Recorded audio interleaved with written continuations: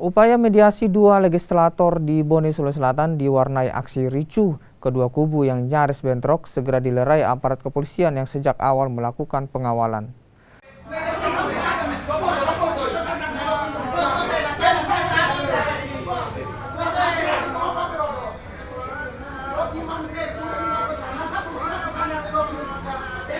Aksi keributan dua kubu pendukung anggota legislator di Bone terekam kamera warga di salah satu kafe di Jalan Reformasi, Kabupaten Bone. Dalam video amatir itu terlihat legislator Saifullah Latif dari Partai PBB bersama pendukungnya tiba-tiba merangsek masuk mendekati kubu Andi Muhammad Salam, legislator asal Partai Nasdem. Keduanya nyaris saling serang. Beruntung aparat kepolisian yang melakukan pengawalan segera melerai. Upaya mediasi kedua legislator ini sengaja dilakukan di luar gedung DPRD. Namun di luar dugaan, keduanya mendatangkan massa pendukung hingga memancing keributan.